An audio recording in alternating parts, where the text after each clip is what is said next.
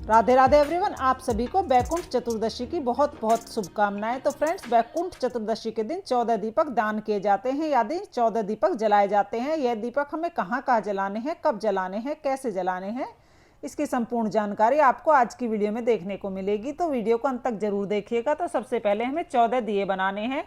इन दियों में आप लंबी या खड़ी कोई भी बाती आप लगा सकते हैं, फूल बाती या लंबी बाती। सरसों के तेल के दिए हमें जलाने हैं। आप चाहें तो तिल के तेल के दिए भी जला सकते हैं। तो तिल के तेल के या सरसों के तेल के 14 दिए हम बना लेंगे। तो उनको पहले हम तिलक कर लेंगे। अब देखिए, जो बैकुंठ चतुर्दशी होती है ना, इस दिन रात के समय मध्य रात्रि में दीपदान किया जाता है। घर में ही हम यह दीपदान करते हैं, क्योंकि रात के समय हम बाहर नहीं जा सकते हैं। तो मध्य रात्रि में घर पर ही दीपदान किया जाता है। घर पर किस किस जगह पर दीपक दान करने हैं वो हम देख लेंगे। तो सबसे पहले हम दीपकों में हमने सरसों का तेल डाल दिया है और हमने यहाँ पर खड़ी बाती लगा दी है। अब यहाँ पर रोली और चंदन से हमने तिलक कर दिया है सभी दीपक का, क्योंकि दीपक का पूजन करना अनिवार्य होता है। उसके बाद थोड़े से तिल लेंगे और भोग के रूप में सभी जो दीपक हैं उनमें हम तिल समर्पित कर देंगे। तो यहाँ पर मैंने तिल का भोग समर्पित कर दिया है। इसके बाद हमें क्या करना है, थोड़ा सा जल अपने हाथ में लेकर, सीधे हाथ में थोड़ा सा जल लेकर ये दीपक है इनके चारों तरफ हम 2 बार वार देंगे। इस तरह से हम मिनस देते हैं। जब कोई भी चीज़ हम दान करते हैं तो सबसे पहले हम उसे मिनस देते हैं। तो हाथ जोड़ के नमस्कार कर लेंगे। इस तरह से हमारे दीपक हैं इनका पूजन हो जाएगा। अब हमें ये दीपक जलाने हैं। तो देखिए, जब भी हम दीपक जलाएंगे तो सीधा ज़मीन पर नहीं रखना है। थोड़े से फूल रख के उसके ऊपर आप दीपक रख कर जला दें, या फिर हम क्या करेंगे तो थोड़े से तिल ले लेंगे, या तिल के ऊपर रख कर भी हम दीपक जलाते हैं, या फिर थोड़े से चावल रख कर चावल के ऊपर भी हम दीपक रख सकते हैं। यानी कुछ आसन हमें ज़रूर देना है, सीधा ज़मीन पर हम दीपक नहीं रखेंगे। तो मैंने यहाँ पर थोड़े से फूल ले लिए हैं। और देखिए, टाइम तो मैंने पहले आपको बता ही दिया है कि बैकुंठ चतुर्दशी के दिन रात को मध्य रात्रि में 12 बजे के आसपास ही हमें ये दीपक जलाने हैं। तो यहाँ पर मैंने थोड़े से फूल ले लिए हैं, इन्हीं पर रखकर मैं दीपक जलाऊंगी। और जो जल का लोटा है वो पौधों में सींच देंगे। अब देखिए, दीपक जला के मैं दिखाते हूँ कि कहाँ कहाँ पर जलाने हैं। सबसे पहला दीपक हमें अपने घर के पूजा घर में जलाना है, जहाँ पर हम डेली पूजा करते हैं, वहाँ पर हम पहला दीपक जलाएंगे। तो यहाँ पर देखिए, मैंने थोड़े से फूल रख दिए हैं, उसके ऊपर हम दीपक रखेंगे, दीपक जलाएंगे और नमस्कार करेंगे।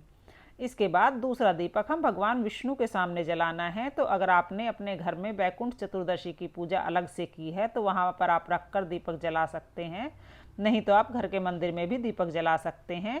एक दीपक भगवान विष्णु के सामने और एक दीपक भगवान शिव शंकर के सामने रखकर हमें दीपक जलाना है। तो इस तरह से हमारे 3 दीपक जल जाएंगे।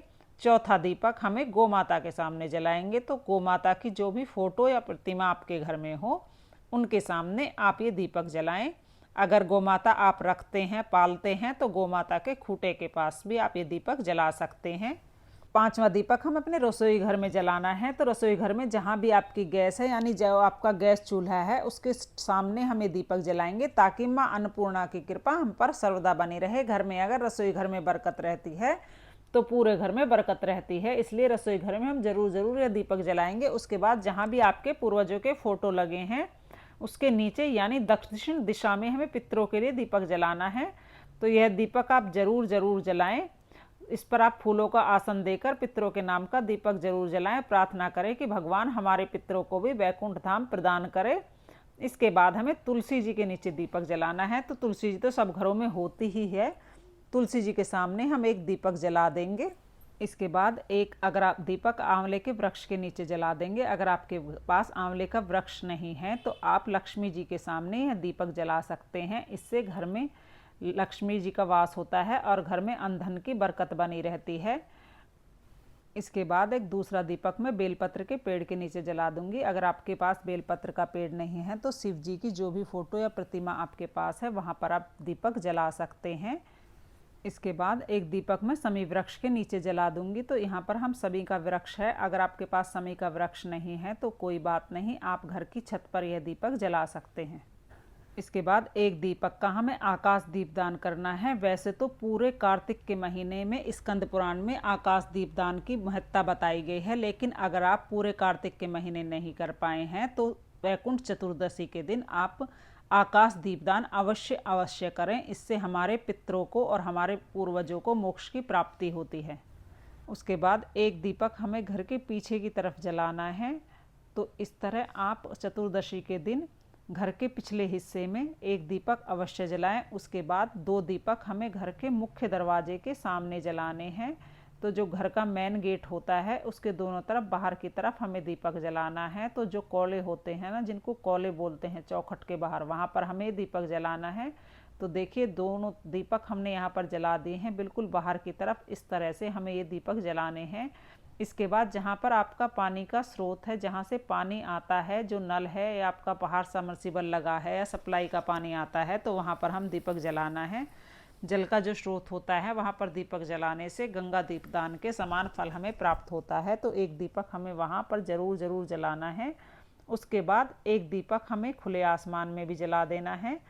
इस तरह हमारे 14 दीपक हमें जलाने हैं। तो ये 14 दीपक हमें कैसे जलाने हैं, कहाँ कहाँ पर जलाने हैं, संपूर्ण जानकारी मैंने आपको दे दी है। और हाँ, दीपक जो है वह आधी रात को मध्यरात्रि में ही जलाने हैं, वैकुंठ चतुर्दशी के दिन। अब की बार यानी 2024 में वैकुंठ चतुर्दशी 14 नवंबर को पड़ रही है। उस दिन आप 14 दीपक सरसों के तेल के बनाकर जरूर दान करें। चतुर्दशी के दिन 14 दीपक दान करने से वैकुंठ धाम की प्राप्ति होती है। इसके साथ ही आप 365 बाती का दीपक भी इस दिन जला सकते हैं। तो इस तरह की जानकारी मैंने आपको दे दी है। अगर वीडियो आपको थोड़ी भी पसंद आई हो, वीडियो आपके लिए थोड़ी भी यूज़फुल रही हो, तो प्लीज़ मेरे वीडियो को लाइक करें और चैनल को सब्सक्राइब कर लें। तब तक मिलते हैं किसी और वीडियो में। तब तक के लिए जय श्री कृष्णा, राधे राधे।